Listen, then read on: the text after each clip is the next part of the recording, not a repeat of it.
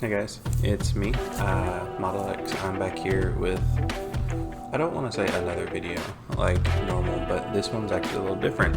Someone reached out to me on one of the Facebook groups I'm in, and one of the things they expressed was that they were super concerned about because they didn't know where to start with the video, where to start with the models, where to start with the hobby. This is actually the first time I'm doing a video like this where you see me standing in front of the camera as opposed to where I'm just sitting down where there's little snippets for me. So this is going to be a little rough, but you know, work with me and we'll get through it like we do everything else. But like I said, this is the first time someone had reached out to me and they didn't know where to start with the hobby. And so I thought, you know what? I was once a beginner too. Why don't I make something for you guys so you know where to start? Introduce more people to the hobby and maybe help people expand on what they've already started doing. So it's just some 5 key points that I have picked up and learned throughout the years that I've been doing this. Another thing you can look at is you can look at some of my older videos and see how much that I've grown, not only as a model builder but as a content creator. So that is something I'm proud of, and like I said, I just want to make this to help you guys. First things first, one of the things that I didn't realize was as important was what kind of tools do you need? You get these little spurs, you get these little kits, and it doesn't come with anything. You start off with just your basic setup, the what's in the box. Well, when I started, I remember I was a kid, putting models together. I would just kind of twist the parts till they came off, or I would try to push them off, and what happens is that leads to broken parts. Fast forward some years later, and I found out a set of these bad boys. Just some clippers. You can get them from any hobby shop. You have different brands, different types. I prefer, I don't really have a preference. I just picked up a set of $12 ones from the little hobby shop, and I've been using these since I started taking it real seriously. Now, of course, different clippers, different brands, I guess. I don't really know what the differences are, but I do suggest picking up a pair of clippers first. Once you start getting into the hobby, then you can probably invest more money into the clippers. I guess they do dull after a while. I think it's about time for me to get a new pair, but that's just something I do recommend, picking up is a pair of clippers so you're not breaking parts as much as you normally do. Pair of tweezers just for those little itty bitty parts. You have like these little rubber pieces, and it's nice to just kind of take the tweezer in there, let it expand just a bit so you can have more control over how you set it up. Like I said, tweezers, I have these in my clippers with me at all times whenever I'm putting a model together. Something I recently started using was an X-Acto knife. The X-Acto knife, it's pretty sharp, so please be careful. But it helps get rid of some of those those nip marks. It helps clean it up just a bit. I just recently, like I said, started using an X-Acto knife to kind of clean everything up, and I'm really satisfied with my work. I did it for the perfect grade RX78, and I will continue to do it. I'm actually working on a perfect grade Zaku too, Shars actually, so whenever that's finished you'll get to see the pictures for that one. But like I said, I do recommend picking up an X-Acto knife. It makes life so much better, makes it so much easier. A little screwdriver. I have a little toolkit, like a PC repair toolkit. You don't need it as much, but it's nice to, whenever you do have the screws, like in the perfect grades and the master grades, and I don't think I've had any real grades yet that have required screws, but it's nice to have just in case. Keep one on hand. And then this one, I didn't realize how much it would change everything for me. I recommend a cutting mat. This one I actually had made for me. There's a group that I'm a part of. It's the Gundam build group, and it's out here where I stay. They had little build groups on Saturdays, and one of the guys had this mat made for me. It even says little content creator right here. I've not damaged my table because of this thing. It's nice to have something that you set underneath the model as you're building. If your blade slips or you apply too much pressure, it's on the mat and it's not on the table. But this, I highly recommend picking one of these up, and I'm so proud of this thing. I've used it in all of my videos. If you ever look, it's a lot of the backdrop for what I use whenever I'm putting the model together. So this is one of the coolest things that I've ever received, and I cannot thank the guy enough for this. This means a lot to me. I got it when I started putting models together, and I've used it in every video since, and I will continue to use it as long as I'm building videos. So the next step is where do you build? You know, where do you put them together? They have such tiny parts that, you know, I've dropped multiple parts in the carpet on some hardwood floor, and it's a pain to find them. I would highly suggest finding like a table, a desk, somewhere you can kind of station everything, keep everything in order. I like to label and order my runners A, B, C, D, so on and so forth. It helps kind of keep track of where everything is. Some people, this one scares me, I guess people take everything apart and then they organize it like this is the leg part, this is the head part, this is the arm part. I just do it, this is A, B, C, and D, and I read through the book left to right. If it needs A, I've got A. If it needs B, so on and so forth. Definitely recommend you dedicate like a table or something to it. That way, you, like I said, you can stop and go. I used to build on our kitchen table, and the thing was is when we had dinner or whatever, I had to move everything to a whole other table. Now that I have a designated spot for where I do all my building, well, guess what? I don't have to do all that anymore. I keep everything in one spot, and it's simple. It's nice. I can stop and pick up right where I left off without having to worry about anything kind of disturbing what I've got going on. So that's something, you know, I definitely recommend looking into, is having your own designated spot to build in. One of the other things is knowing what to look for when you're looking for models.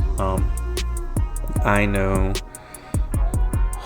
I think one of the questions I was asked is like, I don't know what kind of brands there are, what kind of model types there are. You have, I want to say it goes high grade, which is the HGs, kind of like your basic little itty bitty ones that are normally about 1/144 scale, rough estimate. They're kind of like where I would say your beginners start. That's where I started with the high grades. And then you move on to the real grades, which is like they're about the same size as the high grades. There's going to have more details. They'll have decals, whether it be water slides or it is actual stickers. I've tried to apply water slides to one or two different models, and it's not ended up very well. If you have any suggestions or ideas on how to apply water slides a lot better than what I've been doing, I would love to hear those down in the comments below, just to kind of help each other out. But I've definitely stuck to decals, and I remember when I started, I was like, I'm not putting any stickers on this. I don't want to go through all that. And then the first one I put decals on, I realized how much more it makes it pop. So I went back and put decals on all of them. It adds just a little extra touch to it, and I fully enjoy everything about that. So I highly recommend you look into adding the decals to the model as you continue. Next you have the master grade, which they're varying on size. Sometimes they're a lot bigger, sometimes they're a lot bigger. It just depends. Those are yet again going to be more complex, sometimes more detailed. It just really depends. Perfect grade, I have the perfect grade RX and I have a master grade RX 78, both the same model. It's just the perfect grade's bigger than the master grade. Yet again, that's kind of what you're looking at. It's just size difference in detail. And then you have, I think it's called the mega size. I don't know how that one scales, but I've got one and it's like that big. It's a really big one. All of the grades that I've mentioned, I've actually done videos on, and they're in the title description. So if you kind of want to see the complexity of each model and how it ranges, you can always go back through some of the older videos. I will probably have one linked like right here. I don't know. I'm still figuring out the YouTube thing, but there's definitely some in my backlog that you can go check out and kind of see how it ranges. Some of them take a little longer, some of them aren't as complicated as others. I've had some real grades that aren't as complicated as some high grades, and I've had some high grades that take a lot more time than some of the master grades I put together. So it just depends on, not only your skill, but like how well you understand the instructions. The next thing I definitely would recommend is knowing when to seek help. I know criticism is one of those things that, is real scary. It's real tough. I remember the first group that I posted in, I was met with like, oh, there's nub marks. Oh, it could have been so much better. Oh, this, that, and the third. Why are you using stickers? Use water slides. And at first, it was kind of a letdown. I did stop building for a minute because it kind of hurt. I was like, oh, these guys are indeed so much better than me. They are a lot better than I'll ever be. And then I realized they were trying to help me be better. making sure that there's no nub marks, cleaning them up, making sure you're careful with the plastic so there's no stress marks. They weren't trying to be rude, they were trying to help me be better. The only thing is via text, whether it be on Facebook, Instagram, or any of that, you can't really tell what the tone is. And I think I took it from, at first it was just real harsh criticism, but instead they really just wanted me to do great. And that's just the feedback they had for me. So that's something I would keep in mind, is that sometimes people will meet you with some of this criticism and it's just because they want you to do better. Something that I really think stood out and helped me with my, not just the model building, but the presentation of it, was building a photo box. I actually have one right here. It's just a little photo box, blacked out right through here.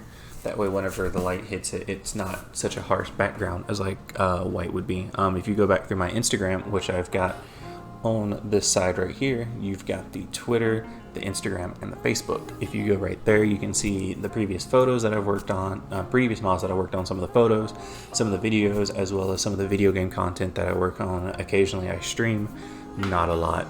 Please don't come to me for streaming. That's not what I do. I do it every now and then. I mostly record videos. Editing is so much easier than live reactions. But I have done some video game opinions. I just recently beat the Mega Man games. I beat all 14 of them. So you can, it's probably, I think that's the last video that I worked on, so you can go back and check that out. I will have that definitely linked at the end of this, so stay tuned for that title card at the end, or that end card, whatever it's called. Hang out right there so you can go check that out. I had a blast with those games, but we're getting off topic. But yeah, I definitely recommend picking up a photo box. I've got 2 lights that I picked up from Target. They're about $15 grand total. It really helps with the photography portion of it, and it helps the presentation. It improves it so much. Even when it comes to recording, I like to have the lights there, and it just, you can see the quality of the page. It's gone up. But that's something I definitely recommend looking into, is how to not only present the models that you build. You don't want to put all of that work into making it look amazing just for the presentation to fall short. But that's something, you know, it comes with time and you learn to improve as you go. I definitely want to get into dioramas. That's something I want to do because I think the presentation piece is so pleasant. But that's neither here nor there. We'll jump into dioramas another day. Once I get more comfortable with doing, I guess, more custom things with the models. I tried doing painting on one and I failed. I recommend looking up different kind of tutorials, different guides, yet again seeking that feedback piece from other people so that you know what you're doing. Painting is definitely one of those things I would like to start doing, but I don't have any tips for you on there, so please don't come to me for that. But the final piece, and I think it's the biggest thing, is just have fun. I know it's kind of intimidating. You look and there's all kinds, they're all giant robots, all kinds of stuff. But don't forget, it's not just giant robots, you know. I've got a few of the boxes here that we can just kind of go through. You've got, of course, you've got your series staples. You've got the Gundams. This is the real grade. This is probably hands down one of my favorite. I've got all the runners still in there. That's what all that rattling is. Then you've got Neon Genesis Evangelion. That's another one of them giant robot series that I fully enjoyed.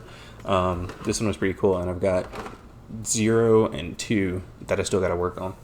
So then you've got the little battlers. This is all by Bandai. I had to double check, but this is all by Bandai. Bandai kind of has like the hold on the model series. I think there's like one other that I don't know how to pronounce. It starts with a K or something like that. I'd like to get my hands on the Mega Man one. Speaking of Mega Man, I'd like to get my hands on that one. But it's Bandai and like a few other small ones. Then you have like the bootleg ones. I've not done any of the bootleg models, but you know, that's neither here nor there. But you have the LBX. Then say like giant robots aren't your cup of tea, you can always do a Dragon Ball one. I've got Bulma, I've got Goku, I've seen Android 18, 17, Broly, Krillin, Vegeta, Trunks. I've seen all of them. So there's also that piece. I've got one Naruto one. And then if you're not into giant robots and you're not into anime, there's Star Wars. I mean, it's Darth Vader. You got him, you got Boba Fett, some of the Stormtroopers, Yoda, and then it's mostly spaceships after that. Millennium Falcon, that is like my dream build right there. Would love to get my hands on a Millennium Falcon. Do not plan on painting one, so there's that. that's where we're at with that one. And then say those are all too intimidating and you know that's a little out of your skill range and you want to start somewhere small. We got Hello Kitty with a Gundam. It's a ball. Look at it, it's cute. But that's what you got. You know, it just ranges from Gundam, Neon Genesis, Full Metal Panic. There's some Xenoblade ones. You've got all sorts of stuff. You've got the Mary from One Piece. I think it's like the Go Mary or something like that. I don't watch One Piece. It's a great show, but I don't have time to dedicate all that stuff. I've already got my hands full with one hobby. But that's definitely, there's kits for everybody, and it's something you can get into. I think they just released Asuna from Sword Art Online, so she's got a model kit too. They range in prices. Some start at like $12. Most of your high grades are going to be around $12 to $15, give or take. Also depending on the retailer that you get them from. I always like to carry my phone around, you know, kind of keep track of what's going on Amazon and what's going on at the local hobby shop near me, or what's going on when I'm out of town. That way I can kind of keep an eye on what I'm spending. If I can get it from Amazon for like $40 cheaper, I got Prime, I get free shipping. So of course that's where I'll go. But if it's something I've been looking for and I'm not being able to get my hands on, that $40, you know, it might be neither here nor there. That Neon Genesis kit, I think we paid $40 when we went to a con. I went to a hobby shop up in Tennessee and they were about $20 a pop. So I mean, yeah, I paid $20 more, but I've also not seen that Neon Genesis kit anywhere in the shops near me. So I mean, I paid a little more to get something that I've not seen before. There's give or take here, like I said, but that's where they range. You start getting into the real grades. Real grades are about 20, 25 to 30, rough estimate. Master grades, I think I've paid 30 to 40, rough estimate. Perfect grade, I know I dropped about 120. So that's that. Like I said, they all range in prices. But don't let the price point scare you. I mean, just because it's like $130 doesn't mean, you know, you need to avoid it. And just because it's $15 doesn't mean that it's some cheap piece of plastic.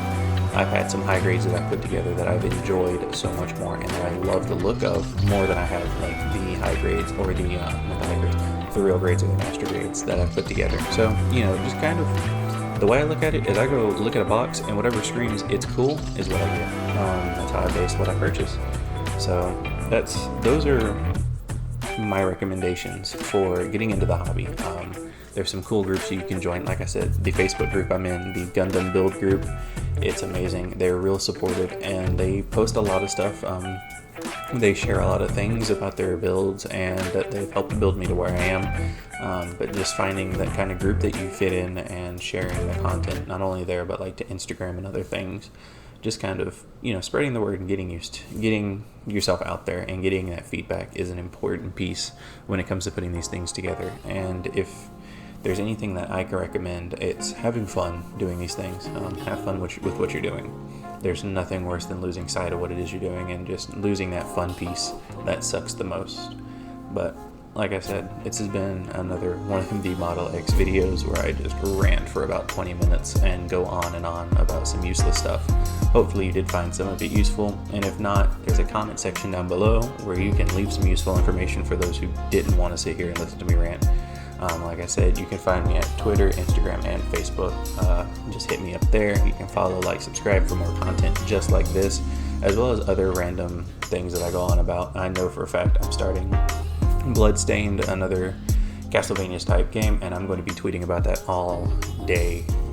And then, like I said, working on the Zaku 2, that content's going to be up there as well. So if you want more than just videos, hit those up, and I'll see you guys next time.